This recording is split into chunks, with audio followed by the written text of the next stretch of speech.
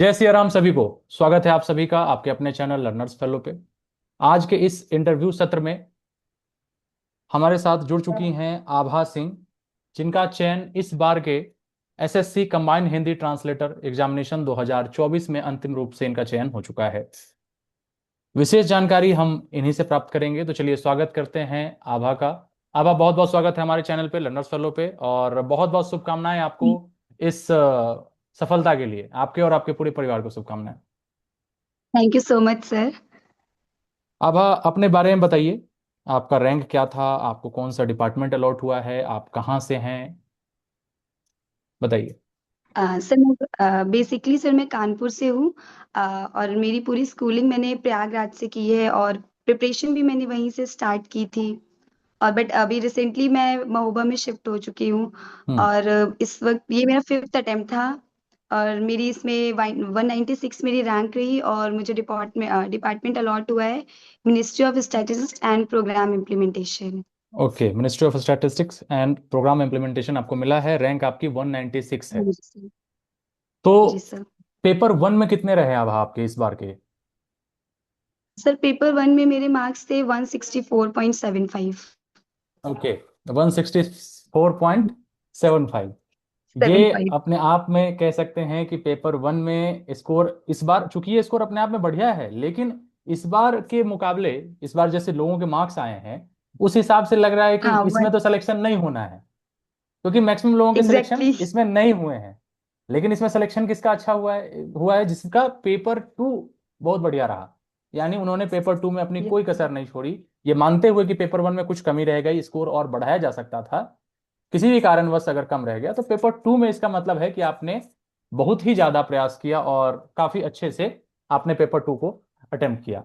चलिए उस पर भी बात करेंगे, हम यस सर। उस पर आएंगे, लेकिन हम सबसे पहले जानना चाहेंगे कि आप अपने शिक्षा दीक्षा के बारे में बताइए। शुरुआत से कहाँ, टेंथ से कहाँ कहाँ कहाँ पढ़ाई की आपने, और क्या क्या कॉम्बिनेशन आपका सब्जेक्ट का रहा है? सर जैसे मैंने बताया कि स्कूलिंग मेरी पूरी उसके बाद ग्रेजुएशन सब कुछ प्रयागराज से ही हुआ है। और टेंथ और ट्वेल्थ में मेरे आर्ट्स सब्जेक्ट रहे थे। हम्म। उसके बाद मैंने इलाहाबाद यूनिवर्सिटी से बैचलर ऑफ आर्ट्स किया। और फिर मैंने बीटीसी भी किया ग्रेजुएशन कंप्लीट होने के बाद। और मास्टर्स मेरा इंग्लिश में रहा उत्तर प्रदेश आशीष टंडन ओपन यूनिवर्सिटी से। हम्म। और पीजीडीटी भी मैंने अपनी वहीं से किया था। ओके। और उसके बाद रिसेंटली मैं 4 ईयर से प्राइवेट टीचिंग भी कर रही हूँ। अच्छा, मैंने और आप ये बाकी जो है, आप शिक्षिका हैं, ऑलरेडी पढ़ा रही हैं, क्या सब्जेक्ट पढ़ाती हैं और कौन से क्लास के बच्चों को पढ़ाती हैं? सर मेरा इंग्लिश है मेरा मेन सब्जेक्ट और मैं 9th 10th स्टैंडर्ड को इंग्लिश इसका। ओके, आप पढ़ा रही है 4 साल से अब टीचिंग प्रोफेशन में, और आपका डीएड जो है वो भी आपने ट्रेनिंग ली है प्राइमरी स्कूल के टीचर बनने के लिए, आई थिंक वो कंपलसरी है, उसके हाँ बिना, जी हाँ सर। वो जरूरी है, और आप ये टीचिंग में लगी हुई हैं, बहुत अच्छा। कहीं ना कहीं अपने आप को इंगेज रखना, व्यस्त रखना और काम में लगा के रखना, ये बहुत ही अच्छी बात है। लेकिन इसके साथ साथ दिखने में जो अच्छा लगता है जरूरी नहीं कि वो अच्छा ही हो। जो सामने दिखता है एग्जैक्टली सर। असलियत उसकी कुछ और होती है। आप जैसे कह रहे हैं कि 4 साल से आप पढ़ा रही थी, तो इसका मतलब ये भी है कि 4 साल से आपके पास पैसे तो आ रहे थे, कहीं ना कहीं आप इस तरीके से सबल जरूर थी कि चलो अपना खर्च हम निकाल लेंगे, परिवार पे प्रेशर नहीं डालेंगे, घर से नहीं मांगेंगे, क्योंकि ये समझदारी अपने आप आ जाती है उम्र के साथ साथ। कुछ लोगों में यस नहीं सर। आती, कुछ लोग में उम्र बढ़ती जाती है, सोचते हैं कि पापा कमा क्यों रहे हैं, मेरे लिए ही तो कमा रहे हैं, इनका क्या है, सब तो मेरा ही है। तो फिर ऐसे लोगों का विकास रुकता है। तो खैर, हम ये कहना चाहते हैं कि 4 साल से आप काम कर रही थी, इसका मतलब ये जरूर है कि आप अपने पैरों पे खड़ी थी, लेकिन इसका ये भी मतलब है कि आपके पास खुद के लिए समय नहीं था, आपके पास पढ़ने के लिए समय नहीं था, आपके पास अपनी तैयारी के लिए, जो आपका लक्ष्य था, जो भी आप करना चाह रही थी, उसके लिए भी कहीं ना कहीं समय मैनेज करना पड़ता है, क्योंकि जॉब के साथ साथ पढ़ाई करना अपने आप में एक टफ कार्य है।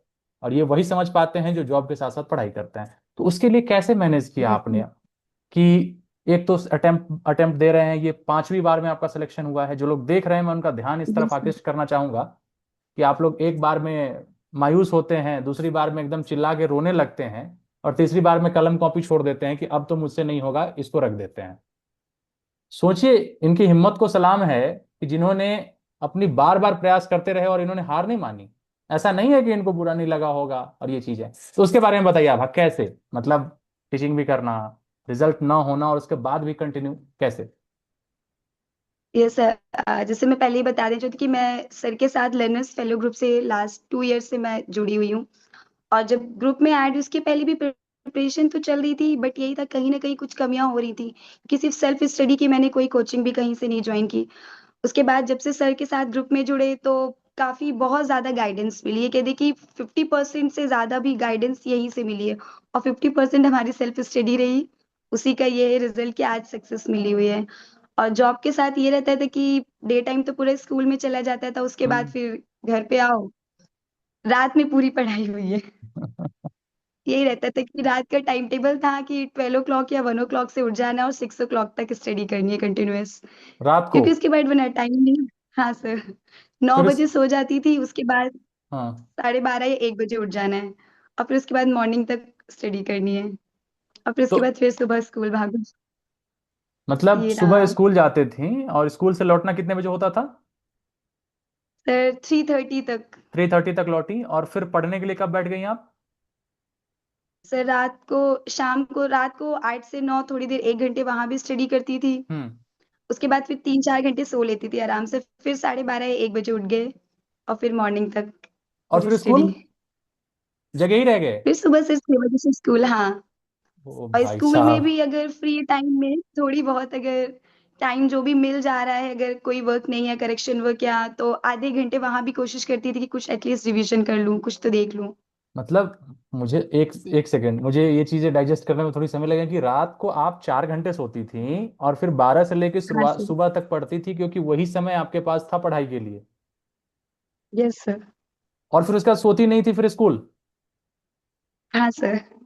गजब। कितने दिन चला ये सब, ये कार्यक्रम पूरा एकदम? सर ये मेरा लास्ट ईयर जुलाई से लेके मार्च तक का मेरा यही रूटीन रहा है। मतलब लगभग 8 लगभग इयर्स। आपका 1 साल कह सकते हैं कि हाँ आपने सर। इस रूटीन को फॉलो किया। लेकिन गजब है ये डेडिकेशन। ऐसे वही होता है ना कि आप हिम्मत अगर नहीं हारे, लेकिन किसी भी परिस्थिति में निकालने वाले, जो कहते हैं ना कि करने वाले कर जाते हैं, किसी भी यस परिस्थिति में कर सर। जाते हैं। तो क्योंकि वाह।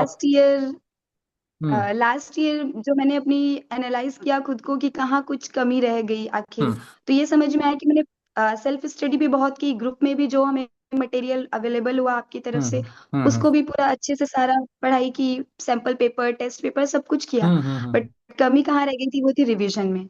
हम्म। कि रिवीजन शायद अपनी तरफ से उतने अच्छे से नहीं किया, बट इस बार ये था कि हाँ, जो जो मिस्टेक्स हुई थी उनको नोट डाउन करके, और हम्म। ये लास्ट अटेम्प्ट देना है।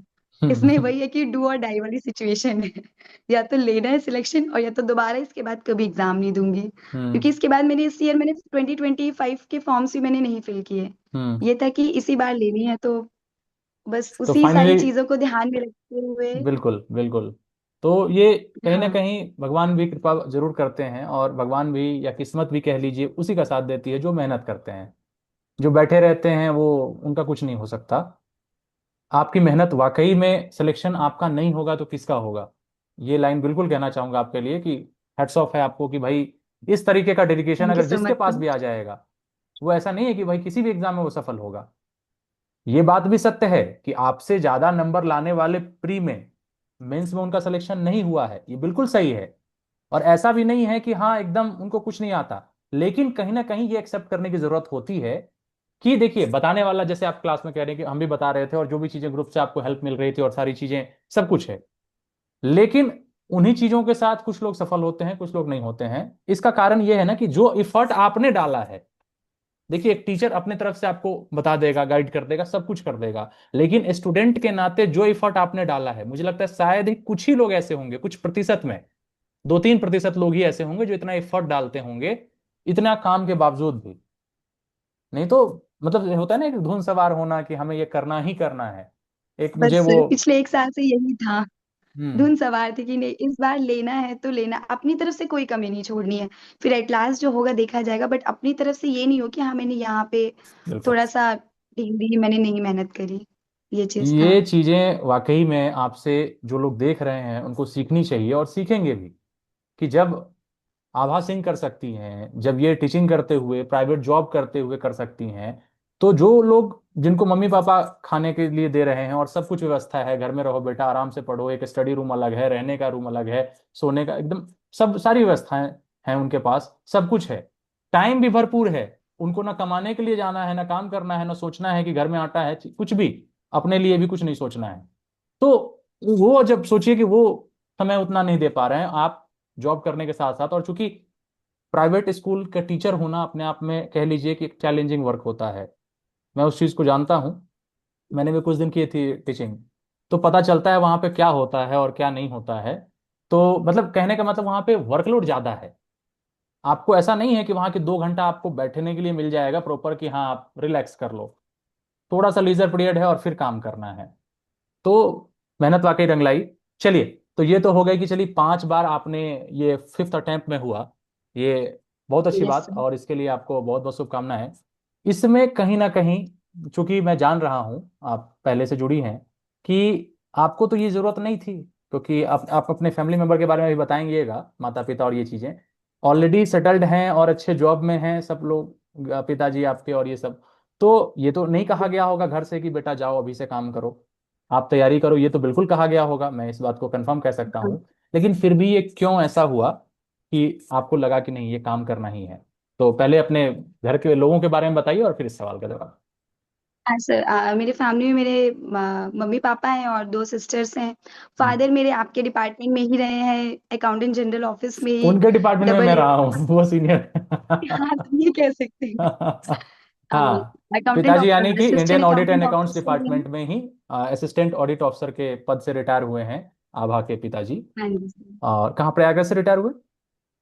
हाँ जी सर, प्रयागराज से रिटायर हुए लास्ट ईयर ही। लास्ट ईयर रिटायर तो हुए हैं, ठीक है। उनको देखा था हमेशा से कि सेंट्रल गवर्नमेंट की जॉब काफी अच्छी, एक रेपुटेटेड है।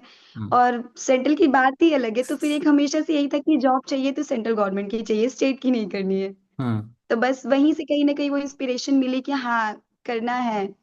और उसके बाद फिर आपके ग्रुप से भी जुड़े, तो वहां से तो फिर काफी हेल्पफुल रहा हमारे लिए। और हम्म। बाकी मुझसे एक सिस्टर छोटी है, तो वो यूपी पुलिस में है। अच्छा। और जो मुझसे सबसे छोटी सिस्टर है, वो अभी उसकी स्टडीज चल रही हैं। ओके।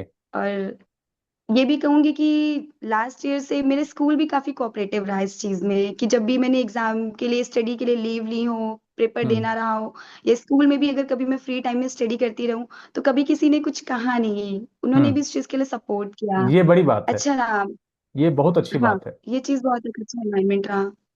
ये चूंकि आपके जब डिपार्टमेंट या जहां भी आप काम कर रहे हो वहां के लोग जब कोऑपरेटिव होते हैं ना, तो वाकई में अमूमन ऐसा देखा जाता है कि कई जगह सुनने को मिलता है ऐसा कि नहीं सपोर्ट करते हैं, या उन्हें इंस्टीट्यूशन को लगता है कि ये छोड़ के चले जाएंगे तो फिर इनके जैसा टीचर मिलेगा नहीं मिलेगा, प्राइवेट में होते रहता है।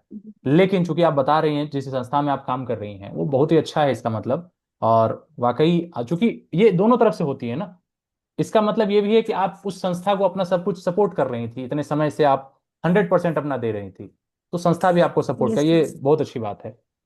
इस सफलता में आपका, आपके घर के लोगों का योगदान बताइए, और जिनका ये योगदान जो सर। है मतलब सबसे ज्यादा होता है, क्योंकि फैमिली अपने आप में कह लीजिए आपकी दुनिया हाँ होती है, और उसके लिए आप कुछ करना चाहते हैं, तो उनके बारे में बताइए किस सर, तरीके से सपोर्ट ये मिला। रहा कि जैसे मैंने आपको बताया कि मेरे फादर ही कहीं ना कहीं इंस्पिरेशन रहे। तो उन्होंने मुझे हमेशा सपोर्ट किया। मैं पिछले 5 इयर्स से, जैसे मैंने आपको बताया, कि अटेम्प्ट हम्म। कर रही हूँ लेकिन हम्म। नहीं हो रहा था। तो कहीं ना हम्म। कहीं लोगों के काफी सारे टॉन्ट सुनने को भी आ रहे थे। हम्म। तब से कर रही हूँ, नहीं हो रहा है, लड़कियां हैं, शादी करा दो, ये वो। हम्म। लेकिन उन्होंने एटलीस्ट मुझे इस चीज के लिए हमेशा सपोर्ट किया, कभी ये नहीं कहा कि नहीं अब नहीं करना है, एग्जाम देने की जरूरत नहीं है, इतने टाइम से दे रही हो। हम्म। बल्कि वो इस बार भी मुझे कह रहे थे कि नहीं, तुम फिल कर दो, मे बी इसका रिजल्ट जो भी होगा। मैंने कहा कि नहीं, अब नहीं करना है। तो उन्होंने हमेशा, मतलब किसी हर तरीके से, इमोशनली और हर तरीके से हमेशा सपोर्ट किया। कभी भी ये नहीं रहा उनकी तरफ से कि नहीं अब नहीं देना, इतने टाइम से प्रिपरेशन कर रही हो, नहीं हो रहा है। तो ये तो आपका डिसीजन उनका था भी कि कहीं ना मुझे कहीं। साथ साथ टीचिंग करनी है? हाँ, ये मेरा डिसीजन ही था। उन्होंने कई बार बोला कि अगर नहीं हो रहा है तो हाँ, स्किप कर दो वहां छोड़ से, दो, टाइम नहीं मिल छोड़ रहा, दो। ज्यादा वर्कलोड पड़ हाँ। रहा तो आप तैयारी करो और ये चीजें। हाँ, लेकिन ये मेरा था कि एटलीस्ट घर पे फ्री बैठ के ना, फिर वो माइंड में बहुत सारी चीजें होती हैं हाँ, और वो ज्यादा ट्रबल करती हैं फिर। बिल्कुल, ये एकदम तो सही कहा आपने कि खाली दिमाग जो है ना वो शैतान का होता है, ये बिल्कुल सत्य है। एग्जैक्टली। खाली बैठेंगे सोचेंगे कटअफ इतना चला गया, खाली बैठेंगे सोचेंगे धांधली हो गई हाँ। पेपर में, ये हुआ वो मतलब। लेकिन कहीं ना कहीं सिर्फ अगर आप फोकस्ड रहते हैं अपने काम पे, अपने आप को व्यस्त रखेंगे, तो चीजें वो सही हो जाती हैं। हाँ, अब क्योंकि फर्स्ट पेपर की जब जी। मेरिट आई थी, तो एक बार को मुझे भी ये लगा कि इस बार तो मेरिट इतनी हाई गई है, होगा नहीं होगा। फिर 24 सोचा वाले में। चलो हटाओ छोड़ो। हाँ, हाँ। कि मुझे अपना बेस्ट देना है, हम्म। यहाँ थोड़ा सा कम है तो मैं सेकंड पेपर में इतना कवर कर लूं कि ये जो यहाँ पे अगर मुझे कमी दिख रही है तो वो वहां पे नहीं रह जाए। ओके। ये कि खुद पे बस फोकस करना है, बात करते अपने हैं से ही अभी हम पेपर कंपटीशन। वन और पेपर टू पे सेपरेट बात करते हैं कि कैसे कैसे क्या क्या चीजें कहाँ कहाँ से आपको ये चीजें आपने कितना ये चीज किया। तो ये चीजें हो गई। और एक चीज कि जैसे पेपर वन में इंग्लिश ग्रामर और हिंदी ग्रामर रहता है, उसमें जैसे बुक लिस्ट वगैरह तो सब कुछ बताई जाती है और लगभग सबको ही पता है कि क्या पढ़ना है नहीं पढ़ना है। तो पेपर वन के लिए जैसे कि अभी पेपर वन 2025 में होने भी वाला है, 12 अगस्त को पेपर होना है। तो जो भी मित्र हमारी ये वीडियो देख रहे हैं और जिनको पेपर वन देना है उनके लिए क्या कैसे स्ट्रेटजी आपने जो फॉलो की, ठीक है, किताबें और ये चीजें, तो वो बताइए पेपर वन के बारे में स्पेसिफिक, फिर पेपर टू पे बात करते हैं। हाँ जी सर, पेपर वन मैंने नीतू सिंह मैम की बुक से पूरी प्रिपरेशन मैंने वहीं से की। हम्म। और इंग्लिश के लिए मैंने लुसेंट की बुक की हेल्प ली, और बाकी जो हमें ग्रुप से मटेरियल मिल रहा था उसे तो किया ही। हम्म। और उसके अलावा यूट्यूब से भी काफी सारे वीडियोस देखे हम्म। ग्रामर के लिए। हम्म। उसके अलावा जितने भी सैंपल पेपर मुझे मिले ऑनलाइन, और टेक्स्ट बुक ऐप पे जितने भी टेस्ट मॉक्स। पेपर रहे या अदर जो भी कॉम्पिटेटिव के हमारे कंपटीशन के एग्जाम्स हो रहे थे, वहां पे जो भी हिंदी और इंग्लिश के क्वेश्चंस हो रहे थे, उनको हम्म। जितना ज्यादा सॉल्व कर सकती थी उतना ज्यादा मैंने सारे अटेम्प्ट किए, क्योंकि हम्म। वहीं से एग्जैक्टली पता चलता है कि उस टाइम पे हम किस तरीके से प्रॉब्लम को टैकल कर रहे हैं। बिल्कुल। इसमें और जैसा कि आपने जितनी कहा। स्टडी हाँ।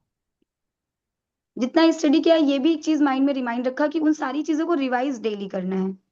ये सबसे क्योंकि रिवीजन इम्पोर्टेंट में है। अगर थोड़ी सी भी, हाँ, रिवीजन डेली की, क्योंकि डेली का ये था कि 3 से 4 घंटे मुझे अपने रिवीजन के लिए ही रखने हैं। पर स्टडी नॉर्मल डेली मेरी सिर्फ ये 2 घंटे या 2.5 घंटे की रही। हम्म। बट वो जो 3 से 4 घंटे होते तो उसमें सिर्फ मैंने रिवीजन किया है, या तो सैंपल पेपर और टेस्ट पेपर सॉल्व किए। मतलब सैंपल पेपर जो प्रीवियस ईयर क्वेश्चंस जो आए हुए हैं वैसे क्वेश्चंस, हाँ, और फिर टेक्स्ट बुक पे आपने मॉक लगाया और टेस्ट जो पेपर भी सारे गलतियां हो रही मॉक थी उसको टेस्ट। फिर सुधार किया, फिर लगाया टेस्ट ऐसे करके। हाँ तो जी सर। टेस्ट में कितने स्कोर बन रहे थे? मॉक टेस्ट जो आप लगा रही थी 24 वाला, तो उसमें क्या स्कोर आ रहा था?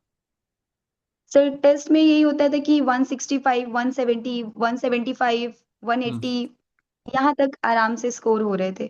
मतलब स्टार्ट जब से किया था 150 से कम कभी नहीं, या 150 से अबव ही रहे, और फिर वो हम्म। इंक्रीज ही हुए स्कोर। इंक्रीज हुए हैं, ठीक है। प्रैक्टिस हुई तो। पेपर जब देने गई हैं आप, पेपर वन का क्वेश्चंस आपके सामने हाँ जी आए, सर। तो क्या लगा? क्वेश्चंस बन रहे हैं, आसान हैं? कैसा क्या अनुभव था उस चीज को, और टाइम की कमी पड़ी या सही था?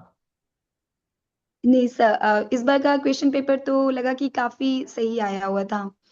लास्ट ईयर के कंपैरिजन ये मुझे लगा कि हाँ, क्वेश्चन पेपर अच्छा था, हम्म। क्वेश्चंस भी सही थे, बहुत ज्यादा टाइम टेकिंग नहीं थे क्वेश्चंस। पेपर हो गया था उसके, आई थिंक मुझे जितना याद है मेरा पेपर 40 या 45 मिनट्स पहले ही सॉल्व हो गया था पूरा। वाह। ये कहीं ना आराम कहीं से, एक बार, हाँ। प्रैक्टिस जो आपने की थी मॉक्स वगैरह लगा के, वो टाइम मैनेज आपका अच्छे से हो गया।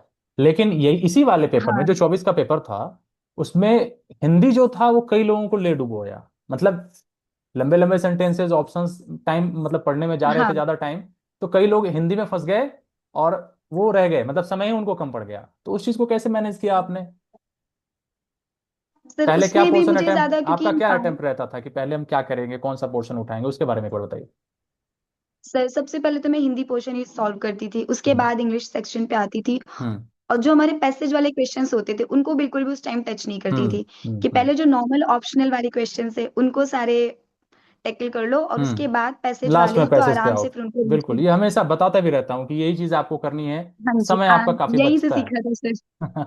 कई बार समय जो है इस तरह से आपका बचता है, तो 45 मिनट्स 2 घंटे के एग्जाम में बचा लेना, ये समझ रहे हैं, बहुत बड़ी बात है। लोग 5-7 मिनट नहीं बचा पाते हैं। तो ये कहीं ना कहीं प्रोसेस जो आपका शुरुआत से ही आपने अपनाया, वो चीज़ काफ़ी बढ़िया था। पेपर टू की तरफ हम बढ़ते हैं। पेपर वन का आपने एग्जाम दिया, फिर आंसर की आता है। आंसर की में भी इतने ही स्कोर बन रहे थे या फिर बढ़ा आपका कुछ हाँ ऐसा? सर, आंसर की में भी एग्जैक्ट इतने ही स्कोर थे मेरे, ओके। कोई चेंजेस नहीं है। फिर फाइनल जो आया उसमें भी इतने ही थे? हाँ, फाइनल में भी इतने। पेपर वन आपने दे लिया, उसके बाद पेपर टू के लिए, पेपर टू की प्रिपरेशन के लिए क्या कैसे रणनीति थी, कैसे कैसे रिसोर्सेज इकट्ठा और क्या सब किया आपने? सर, पेपर टू के लिए मैंने ये किया कि क्योंकि 167 मुझे है जितना भी, पेपर टू में, ये बिल्कुल स्पष्ट है। मार्क्स जब आएंगे तो आपको पता चलेगा, पेपर टू में आपके बहुत अच्छे स्कोर थे, इसका ये सीधा मतलब है। बताइए। सर पेपर 2 के लिए मैंने यही किया कि जितना भी मुझे ऑनलाइन कंटेंट पहले तो अवेलेबल हो सकता था या यूट्यूब पे जो भी हम्म। ट्रांसलेशन के लिए हिंदी के और इंग्लिश के पैसेजेस थे उनको कलेक्ट करना, उनको सॉल्व करना। हम्म। और उसके अलावा मैंने डेली न्यूज़पेपर, एक टाइम्स ऑफ इंडिया, और हम्म। एक न्यूज़पेपर को पूरा, उसको 4 to 5 डेज में, 6 डेज में पूरा फिनिश करना है। हम्म। उसको ट्रांसलेट करके और फिर उसको गूगल ट्रांसलेटर पे चेक कर लेना। हम्म। और जो भी मीनिंग्स लगते थे कि ये हार्ड वर्ड्स है या इनका मीनिंग की जो जेन्युइनली हमारे माइंड में नहीं रहेगा, उनको हम्म। नोट करके तुरंत रख लेना, बाद में उसको रिवाइज करते रहना है कि हम्म। हाँ इसका मीनिंग ये था। हम्म। और ऐसे के लिए ये कि जितना भी जो भी एग्जाम्स में चल रहे थे हमारे और अदर कंपटीशन के एग्जाम्स, हम्म। जो भी ऐसे कंटेंट उसमें पूछे जा रहे थे या ऑनलाइन भी कलेक्ट किया गूगल पे, हम्म। यूट्यूब पे बहुत सारे जो आप भी बता रहे हम्म। थे, उन सारे कंटेंट्स को, कि कोई भी कंटेंट्स छूटे नहीं, उनको नोट करके डे बाय डे, और उससे रिलेटेड जो भी इम्पोर्टेंट पॉइंट्स होते थे उन सबको मैंने नोट्स प्रिपेयर किए थे। और डेली ये था कि उनको वीकली एक बार उनको रिवाइज कर लेना सारा, हम्म। क्योंकि ताकि वो नोट रहे, उससे इम्पोर्टेंट पॉइंट्स तो वो माइंड से स्किप नहीं हो, बाकी तो फिर ये है कि हम उससे रिलेट करके हमें खुद ही लिखना ही रहता है। बिल्कुल। लिस्ट जो आपको ग्रुप में भी शेयर किया गया था कि ये, और पहला ही आई थिंक आर्टिफिशियल इंटेलिजेंस का करवाया था, और वो इस बार के एग्जाम हाँ, में डायरेक्ट जो है आपका ये भी था। कहीं ना कहीं देखिए, ऐसे का तो यही पैटर्न होता है ना कि अगर आप उतने ऐसे प्रिपेयर कर लेते हैं तो मिलता जुलता ऐसे ही आपका वहां पे एग्जाम में रहता है। वो आपको बस हाँ जी उसको सर। लैंग्वेज को बस चेंज करके उस टॉपिक के अकॉर्डिंग आपको ढालना रहता है। ऐसा नहीं हो जाता है कि एकदम अजूबा कोई ऐसे आ जाएगा। अगर आ भी गया तो चार ऑप्शन है अपने पास, हम उसमें से कर सकते हैं। इसमें लगभग पेज की बात करें तो आपने ऐसे जो लिखे, ये लगभग कितने कितने पेज में आपने इसको किया है, या कितने वर्ड्स का इसमें रखा? सर मेरे तो पूरे 5 पेज कवर हो जाते थे, हम्म। ऐसे लिखने में आराम से पूरे 5 पेज कवर हो जाते थे। तो 500 शब्द ज्यादा नहीं हो जाता था, या 500 शब्द के आसपास रहते थे? काउंट करते थे आप? हाँ, नहीं काउंट नहीं करती थी सब, बट ये होता था कि बहुत ज्यादा मैं क्लोज नहीं लिखती हूँ, कि अच्छा, आराम वो से नॉर्मल थोड़ा फ्री फॉन्ट जो है होके आपका लिखती थोड़ा सा हूँ। लार्ज है फॉन्ट, तो इस वजह से 5 में हाँ भी वो क्योंकि लगभग जब उतने आ वो, जाते हैं। हाँ स्पीड जब क्योंकि तेज होती है तो फिर वो, और हेडिंग के बाद ये होता है कि एक लाइन हमें हम्म। हम्म। स्किप करना ही है, हम्म। तो आराम से पूरी तो टॉपिक वो फिल हो चीजें हो जाती जाती थी। हैं। तो पेपर टू, अच्छा हैंडराइटिंग आपकी कैसी है?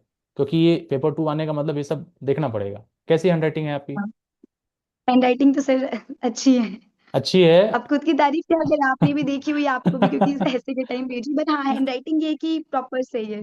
हाँ, वो तो इवैल्यूएशन में पता चलता ही है। लेकिन ये बहुत बड़ा फैक्टर एक ये भी है कि जिनकी हैंडराइटिंग भी आपको लगता है कि नहीं यार कुछ ज्यादा ही बेकार, एकदम ऐसे भी नहीं लिखनी है कि अब हैंडराइटिंग बनाने के चक्कर में हम 2 घंटे ही निकाल दें और पता ना चले। लेकिन कहीं ना कहीं हैंडराइटिंग सुधारने के लिए पर डे लिखना जरूरी है। तो कोशिश करिएगा जो लोग भी देख रहे हैं कि हैंडराइटिंग पे भी आप कुछ काम जरूर करें, इतना हो कम से कम स्पष्ट साफ सुथरा पढ़ने में आ जाए। विशेष वो करने की जरूरत नहीं है।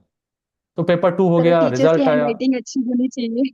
हाँ हाँ, ऐसा मत कहिए क्योंकि मेरी हैंडराइटिंग उतनी भी ठीक नहीं है। लेकिन वही है ना, मेन है कि हमें लिखने की जरूरत भी नहीं पड़ती ज्यादा। तो इस वजह से भी कहीं ना कहीं प्रैक्टिस छूट जाती है। ज्यादातर आप जब जी से ऑफिस सर। में काम करेंगे तो कंप्यूटर पे ही सारा कुछ है, तो लिखने की आदत भी आपकी छूट हाँ, जाती है। तो वो भी मैटर करता है। और पेपर ये टू का फाइनल रिजल्ट इस बार चूंकि डिले चल रहा था, ऑलरेडी आपका फिफ्थ अटेम्प्ट था, है ना? और यस। ये लास्ट था कि होगा नहीं हो, डू और डाई सिचुएशन वाली जो स्थिति थी। तो एग्जैक्टली। इसमें कैसा लग रहा था कि रिजल्ट आएगा, और आएगा इतना टाइम क्यों लग रहा है? कई सारी बातें भी चल रही थी, क्या हो गया, कुछ स्कैम इधर उधर, बहुत सारी बातें स्टूडेंट्स हैं करते रहते हैं। तो उसमें आपको क्या लग रहा था कि बस रोज सुबह से लेकर शाम तक वेट करना, या वो फीलिंग बताइए। सर ये एग्जैक्टली ये होता था, रोज सुबह की डेली ग्रुप चेक होता था, वेबसाइट चेक होती थी कि शायद मे बी आज रिजल्ट आया हो, हम्म। क्योंकि जहां से स्पेशली ऑप्शन फॉर्म आने के बाद से तो ये 15 से 20 डेज बाद डेली हो गया बहुत था दिन हो गया, बहुत दिन हो चेक गया। होना। ऑप्शन फॉर्म आया उसके तीन हाँ, से चार दिन बाद जो आपका ये रिजल्ट जो है लगभग वो आ जाता आ था। जाता था। हम्म। तो डेली चेक होता था, बस ये लगता था कि पता नहीं इस बार क्या होगा, बट वो यही था कि जो भी होगा तो फिर जब मैनेज तो रिजल्ट आया, करना ही पड़ेगा उस फाइनली जब सिचुएशन। रिजल्ट आया, आपने रिजल्ट देखा, उस टाइम का क्या एक्सप्रेशन था? किसको फोन मिलाया सबसे पहले, किसको आपने सूचना दी? तो मुझे लिटरली मुझे यकीन नहीं हुआ था जब हम्म। मैं तो रैंडमली फोन उठाया, चेक किया तो ग्रुप पे पीडीएफ शेयर किया हुआ था, हम्म। मैंने देखा हम्म। नाम, मैंने अपना देखा, फिर हम्म। भी मुझे डाउट हुआ, सबसे पहले मैंने आपको ही कॉल किया। हम्म। हाँ, उसके बाद वही मैंने आपको अपना रोल नंबर भी दिया, आपने जब चेक किया आपने बोला कि हाँ रिजल्ट ही आपका सिलेक्शन हो गया है। हम्म। उसके बाद फिर फाइनली ये हुआ कि पेरेंट्स के साथ शेयर किया, वो भी बहुत ज्यादा हैप्पी हुए, उन्हें भी बहुत ज्यादा अच्छा लगा कि ओके। चलो फाइनली एटलीस्ट इस बार सिलेक्शन हो गया, इतना हार्ड वर्क किया था तो तो कितने सभी किलो लड्डू जो है बहुत वो खुश बटे हुए। आसपास, मिठाई? सभी वो हुआ, और इतने मेहनत के बाद हुआ है, तो जो भी साथी होंगे आपके, टीचर्स में कलीग होंगे आपके, और जो भी मित्र होंगे, वो सभी भंडारे से कम में तो मानेंगे नहीं। कम से कम कितने लोगों को पार्टी बिल्कुल दे दिया, कितना बाकी है पेंडिंग, कुछ लिस्ट ऐसा बनाया? सर, अभी तो सर सारी पार्टी बची हुई है। अच्छा, दिया किसी को नहीं? क्या बोला अभी कि अभी ज्वाइनिंग बस के? नॉर्मल मुंह मीठा कराया है, अभी बस पार्टियां लेकिन अभी बची हुई है। हाँ नहीं, वो तो लगना है, तय है। हाँ सर। अब वही है कि अब आप ज्वाइनिंग के बाद देती हैं या पहले देती हैं? नहीं सर, पहले ही दे दिए जाए वो तो, बिल्कुल, मित्रों को खिला ऐसे के, थोड़ा क्योंकि छोड़ देंगे लंबे टाइम हाँ, तक वो लोग। नहीं नहीं नहीं, वो तो फिर जीने नहीं देंगे। पार्टी यस चाहिए सर। तो चाहिए। बिल्कुल, हक भी बनता है उनका, मित्रों का, और जो भी आपके साथ हैं इस बिल्कुल चीज़ के सर। लिए। तो बहुत ही अच्छा लगा, और मुझे वो एक फिल्म के डायलॉग याद आ रही है, मिल्खा सिंह का है वो चीज़ की, पाकिस्तानी कोच आई थिंक कोई कहता है उनको कि ये तुम्हारी आखिरी रेस साबित हो सकती है। जिस हिसाब से पट्टी बंधा है, पैरों में चोट लगी है, और वो कहते कि नहीं मैं दौड़ना चाहता हूँ, तो उन्होंने कहा कि ये तुम्हारी आखिरी रेस साबित हो सकती है, क्योंकि इस अवस्था में तुम दौड़ोगे, इसका मतलब क्या है कि पैर डैमेज होगा और फिर कभी दौड़ नहीं पाओगे। तो उन्होंने और कहा नहीं पाओ। कि पाजी दौड़ूंगा भी वैसे ही। कहने का मतलब वही था कि अगर आखिरी है तो हाँ आखिरी तरह ही दौड़ेंगे, जैसे आपने कहा ना कि एग्जैक्टली। लास्ट अटेम्प्ट देना है ये सोच के, तो उसी हिसाब से पूरी तरीके से मेहनत आपने झोंक दी, और उसी हिसाब से प्रिपरेशन और सब कुछ किया आपने। तो ये बिल्कुल बधाई के पात्र हैं आप। जो लोग 2025 में एग्जाम देना चाह रहे हैं, पेपर 1 देंगे, फिर पेपर 2 देंगे, उनके लिए आभा सिंह का क्या मैसेज रहेगा कि उन्हें क्या चीज करना चाहिए, कौन सी गलतियों से बचना चाहिए, और फिर कहाँ कहाँ से रिसोर्सेज इकट्ठा कर सकते हैं, और ये चीजें आप उनके बारे में क्या बताना चाहेंगे? मैं यही कहूंगी सबसे पहले कि सबसे पहले तो आप अपना जो भी एम है उस पर एकदम फोकस रखिएगा, और इधर उधर की चीजों पे कि इस बार कट ऑफ इतनी ज्यादा हाई जा सकती है, इस बार इतनी रही है तो इस बार उससे भी ज्यादा हो सकती है। आप सिर्फ अपने पे ध्यान दीजिए कि आपकी प्रिपरेशन कैसी चल रही है, हम्म। आप कितनी चीजों को प्रिपेयर कर रहे हैं, कितनी चीजों को कैप्चर कर रहे हैं। और जहां तक रही मटेरियल की बात, ग्रुप में भी काफी सारी चीजें हमें अवेलेबल हो जाती हैं। हम्म। अब बाकी सर आपने ये डिस्क्राइब किया हुआ था हमें कि नीतू सिंह मैम की बुक तो बहुत अच्छी है, जितने भी हमारे एसएससी से रिलेटेड एग्जाम होते हैं बिल्कुल। वहां से हमें सफिशिएंट मैटर मिल जाता है, हर चीज के लिए पूरा ग्रामर पोर्शन, हिंदी के लिए भी हमें बहुत सारी चीजें हो जाती है। बट वही है कि रिवीजन जरूर अपना रखिए, हम्म। क्योंकि प्रिपरेशन आपकी हो रही है वो तो ठीक है, बट रिवीजन जहाँ पे भी रिवीजन में थोड़ी सी कमी आई, चीजें वहीं से कहते हैं ना कि लिंक ब्रेक होना स्टार्ट हो जाता है। वो चीजें हमें एग्जाम टाइम में समझ आती कि जब कंफ्यूजन होता है कि जब हम सॉल्यूशन करने वहां बैठते हैं कि ये ऑप्शन सही है या नेक्स्ट ऑप्शन सही है। तो इस चीज में हमेशा क्लैरिटी रखे, फोकस रहे, और पेशेंस भी कहीं ना कहीं बना के रखना होगा उस चीज के लिए। और एट लास्ट में ये हो कि आपका हार्डवर्क आपको पे जरूर करेगा। जिनका भी सिलेक्शन इस बार नहीं हुआ है, एक अटेम्प्ट दिया, 2 अटेम्प्ट दिया, या जिनका आखिरी चांस बचा हुआ है, उनके लिए क्या कहेंगे आप? कि क्या जब रिजल्ट उनके नहीं लिए आता है उस समय एकदम रोना धोना, आप भी रोती हैं कभी एग्जैक्टली रिजल्ट के बाद? वो तो है सर, फेस कर चुकी हूँ। हाँ, 4 बार से फेस किया हुआ है वो। तो 4 बार रोया आपने? हाँ सर। और इस बार ये था कि रोना तो है पर इस बार खुशी के आंसू रोने हैं। हाँ, ये सही बात कही आपने। तो फिर वो कैसे फिर अपने आप को संभालना, और जो लोग एग्जाम में इस बार रह गए हैं कुछ मार्क्स से, ऐसा नहीं है कि उनके अंदर काबिलियत नहीं है, वो कर नहीं सकते। एग्जैक्टली। होती है कई बार परिस्थितियां हमारे प्रतिकूल हो जाती हैं, अनुकूल नहीं रहती हैं, तो उनके लिए क्या कहेंगे, कैसे उनको उस समय वो जो फेज होता है उससे निकल के और फिर से कैसे मूव ऑन करके और प्रिपरेशन पे ध्यान देना चाहिए? ये कि जब कि मैं भी वो चीज़ फेस कर चुकी हूँ ऑलरेडी 4 टाइम्स, कि जब हम्म। रिजल्ट अच्छा नहीं आता हमारे फेवर में तो एक वो बहुत ही, वो जो एक कुछ टाइम होता है महीने हफ्ते भर का 10 दिन का, वो बहुत ही ज्यादा कॉम्प्लिकेटेड सिचुएशन होती है। बट यही एट द एंड ये कि अगर हम उस अपनी सिचुएशन से सेटिस्फाइड नहीं है तो वो हमारी रिस्पॉन्सिबिलिटी है कि हमें उसे ब्रेक करके बाहर निकालना है खुद को, कोई और नहीं आएगा हेल्प करने। हम्म। फ्रेंड्स है वो भी कुछ देर कंसोल कर देंगे, फैमिली भी कुछ देर टाइम के लिए कंसोल कर देगी, बट एटलीस्ट ये है कि हमें अपनी सिचुएशन से हम ही बाहर निकाल सकते हैं। तो यही है कि उनके लिए यही कहूंगी कि आप एक बार फिर से अपनी पूरी मेहनत के साथ लगिए, क्योंकि आपके पास तो एक एक्सपीरियंस भी हो चुका है। हम्म। जिन लोगों का रिजल्ट इस बार अच्छा नहीं रहा, आपके बिल्कुल। पास एक्सपीरियंस है, तो आप उसी के बेस पे अपनी प्रिपरेशन फिर से स्टार्ट करिए, रिवीजन को भी अच्छे से रखिए, पेशेंस रखिए और हार्ड वर्क एकदम फोकस के साथ करिए। हम्म। और जो हमारे अपकमिंग जो हमारे जूनियर्स हैं, जो इनका प्रेस जिनका ये फर्स्ट पहला, अटेम्प्ट हाँ होगा, पहला अटेम्प्ट है। हाँ, तो आप लोग भी जितना ज्यादा है ना कि एक जगह माइंड को फोकस रखिए और स्टडी मटेरियल के लिए भी एक ही जगह फोकस रखिए, क्योंकि आजकल आप कुछ जितना लोगों को ज्यादा देखते हैं डाइवर्ट रहेंगे कि ना। वो हुआ और तुरंत ये मैडम वो बता रही हैं, ये मैडम हाथ से लिखा दे हाँ, रही है, वो मैडम एकदम पैर से लिखा हुआ दे दे रही हैं, वो मैडम एकदम ऐसा है, वो सर ऐसा है। मतलब कहीं ना कहीं रिसोर्सेज के दलदल में जो कहते हैं ना, वो फंसते चले जाते हैं। उन्हें ये समझ नहीं आता है कि भैया, एक किताब अगर बताई गई है, आप ट्रस्ट कर लो उस पे, वो किताब आपको पार लगा देगी। एग्जैक्टली। आप जिस पे भी ट्रस्ट कर रहे हो, जिस भी मार्गदर्शन में आप तैयारी कर रहे हो, आप उस पर ट्रस्ट करो। वो चीजें आपकी सफल हो जाएंगी। कभी यहाँ कभी वहां कभी वहां, ये चीजें कहीं ना कहीं नुकसान करती है या फायदा करती है? आप बताइए, क्या करना चाहिए? ये सर अगर आप, वही मैंने कहा कि जितना ज्यादा आप डाइवर्ट रहेंगे स्टडी मटेरियल के लिए कि ये इन्होंने ये बताया, इन्होंने ये बताया, उतना ही ज्यादा आपके कंफ्यूजन बढ़ेंगे, क्योंकि हमें तो सिर्फ ग्रामर ही पढ़नी है और तो हमें कोई चीज पढ़नी नहीं है फर्स्ट हम्म। पेपर के लिए। और ग्रामर में भी कोई चीजें बदलने वाली तो है नहीं, हमने सारी चीजें बचपन में पढ़ी है। हम्म। तो एक अच्छे से सोर्स से आप अपना मटेरियल कलेक्ट करिए और वहीं से आप प्रॉपरली अच्छे से स्टडी करिए। उससे रिलेटेड आपको जो भी फैक्ट्स मिल रहे हैं हाँ, गूगल वो पे या मॉक कहीं टेस्ट से भी, लगाइए, क्वेश्चन उनको सॉल्व एक बार, करिए। हाँ, बिल्कुल। एनालाइज करिए। और ये है कि मॉक टेस्ट भी लगाइए, क्योंकि खुद का असेसमेंट हम उसी से अच्छे से कर पाते हैं कि हम कितनी प्रॉपरली प्रॉब्लम्स को टैकल कर रहे हैं, हम कितना टाइम ले रहे हैं क्वेश्चन को सॉल्व करने में। और फिर जो भी आपकी मिस्टेक्स हो रही है, यही है कि उनसे आप लर्न करिए अच्छे से, वो बिल्कुल, ज्यादा वो बेटर गलतियों रहेगा। से सीखना बहुत ही ज्यादा जरूरी होता है। क्योंकि हम अपनी गलतियों से नहीं सीखेंगे तो फिर कौन? क्योंकि सुधार हम ही को करना है। और हमें अपने अच्छे से पता है कि हमारी मजबूती किस पक्ष में है, हमारा इंग्लिश बेहतर है कि हमारी हिंदी ठीक है। हमें कमी किस में है, हमारी कमी हमसे ज्यादा कोई नहीं जानता है। कोई बिल्कुल। भी सामने वाला बस जो हाव भाव देखेगा, जो कम, कुछ उसको उतना नहीं पता। लेकिन आपको पता है कि आपको ये याद है, ये नहीं याद है। आपको सब पता होता है। बस वही है ना कि हम लोग बह जाते हैं इधर से उधर। तो उस चीज पे खासकर ध्यान रखना चाहिए। एक मैसेज मैं आपसे और चाहूंगा, जो लोग अपने क्लासेस में हैं और जो ग्रुप्स में जुड़े हुए लोग हैं, जो आपके साथ प्रिपरेशन कर रहे थे और ये वीडियो वो देखेंगे कि हाँ, अब हमारे साथ तैयारी कर रही थी और उनका नहीं हुआ, साथ में थी उनका हुआ, उनके लिए क्या कहना चाहेंगे?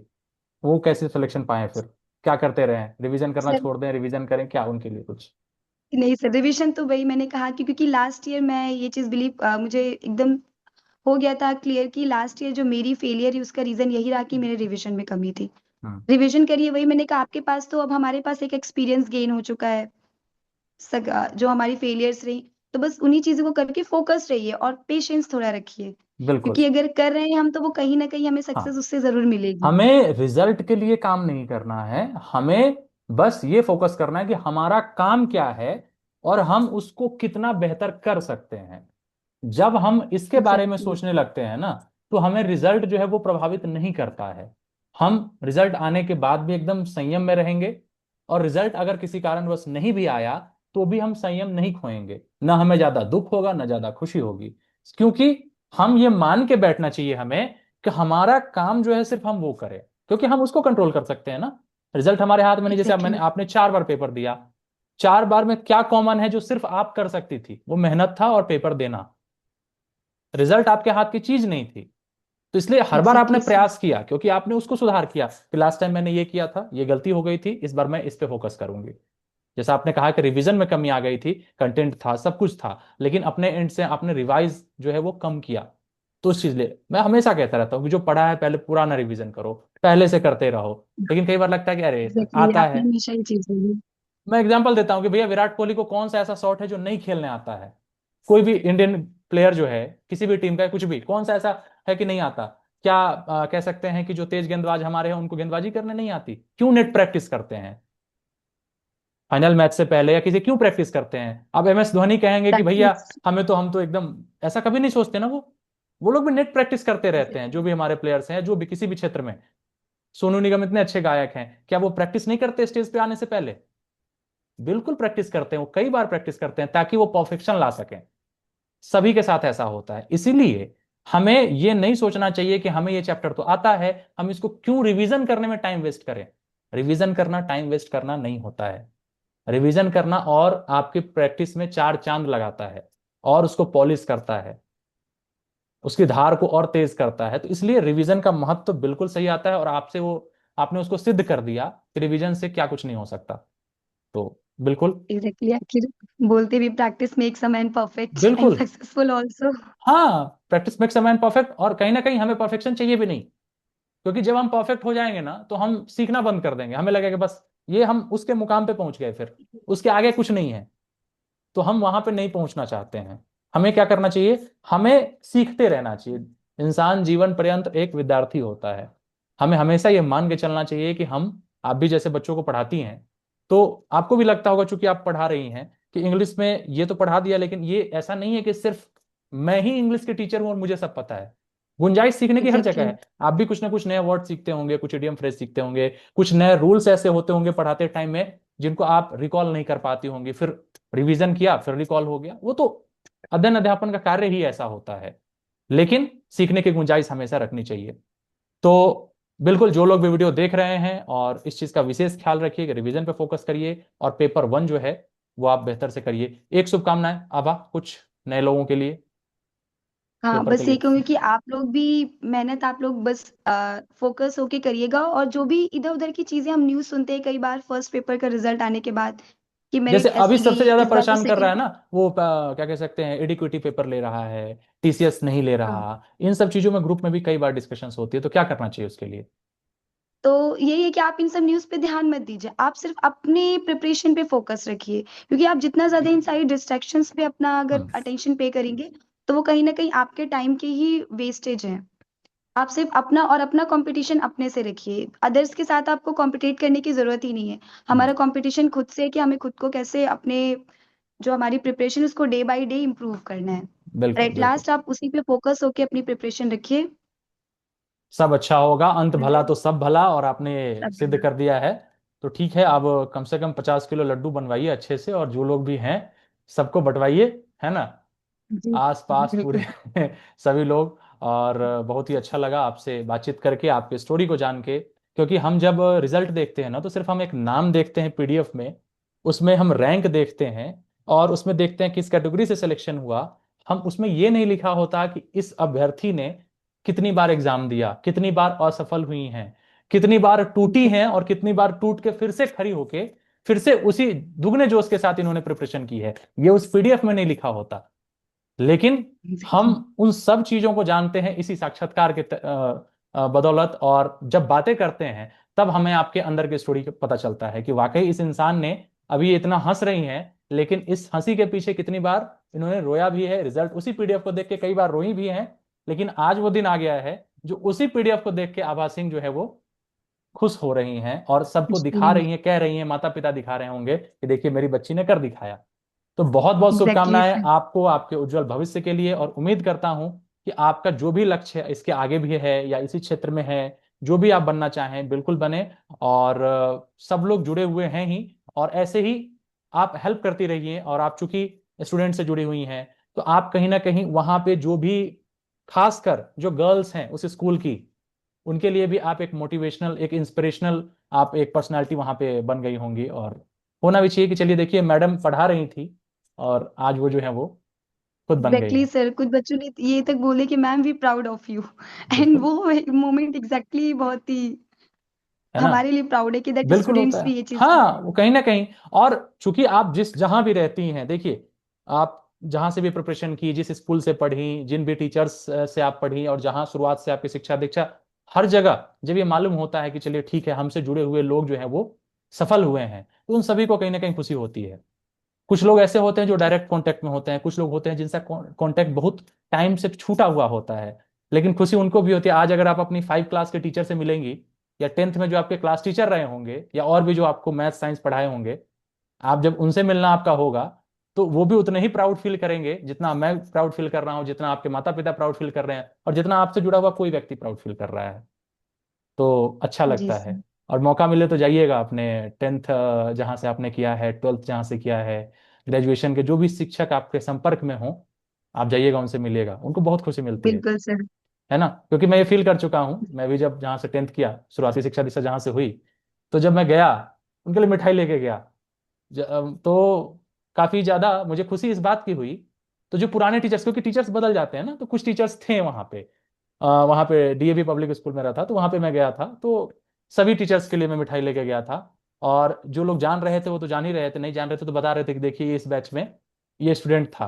तो सभी ने पीठ भी थपथपाया और काफी अच्छा लगा मुझे। सबसे बात की, मैंने कहा सर को कि सर, आज जो भी हैं या और आगे जो भी होंगे वो सब आपकी बदौलत है। आपने अगर उस समय नहीं सिखाया होता, आपने हमें हिंदी नहीं सिखाई होती, इंग्लिश नहीं सिखाया होता, मैथ्स रीजनिंग इन सब, मैथ्स के और साइंस के टीचर्स ने आपने हमें सही से नहीं बताया होता, तो आज हम इस काबिल नहीं होते। एग्जैक्टली, बेस हमारा वहीं से स्ट्रांग हुआ। बिल्कुल, 10th 12th वही बेस है। और वो अगर आपका ठीक है तो हो जाता है बहुत, सीढ़ी चढ़ना आगे आसान हो जाता है। नहीं तो क्या होता है ना, कि फिर आपको बाद में ज्यादा मेहनत करनी पड़ती है। जी सर। तो इसलिए आपसे भी जो जुड़े लोग अभी हैं, जो 9th 10th को आप पढ़ा रही हैं, उनको एक बार जरूर ये चीज बताने का प्रयास करिएगा कि 10th और 12th, यानी आप 10th तक तो अच्छे से बिल्कुल पढ़ो, और 12th के बाद जो भी आपको करना हो, आर्ट साइंस मैटर नहीं करता, मेहनत से पढ़ो। ये चीज है ना, ठीक है। बहुत बहुत शुभकामनाएं आभा, बहुत अच्छा लगा आपसे बातचीत करके। और पूरे लर्नर्स फेलो से जितने लोग भी जुड़े हैं उन सबकी तरफ से आपको बहुत बहुत शुभकामनाएं, आपके माता पिताजी को बहुत बहुत शुभकामनाएं, आपके पूरे परिवार को बहुत बहुत शुभकामनाएं। उम्मीद करता हूं कि आप ऐसे हंसती रहेंगी, मुस्कुराती रहेंगी और खूब आगे बढ़िए, खूब तरक्की करिए। बहुत बहुत धन्यवाद।